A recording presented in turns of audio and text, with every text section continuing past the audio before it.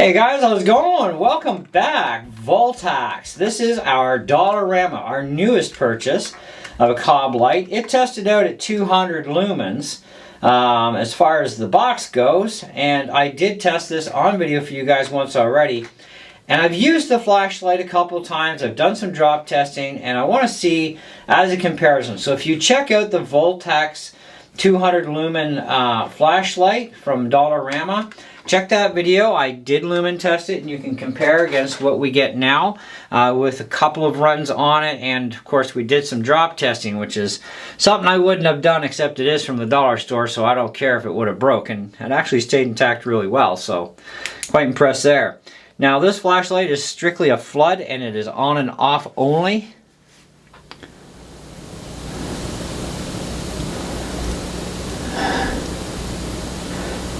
So we're looking at about 300 lumen. I can't remember exactly off the top of my head what it scored at on the original video, but after a couple of uses and a few drops, it's doing really well. So, but the thing is, it is a flood, and you got to kind of really watch how you put a flood up against the sensor, because you got to get that hot spot in there, because if you pull back too far, as you can see, 6 inches away, 30 lumens. No, that's not right. So we need to be closer on the sensor here. And we're definitely kicking out about almost 300.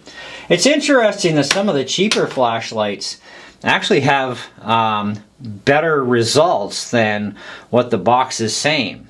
That's actually kind of encouraging. Anyways, let's move along.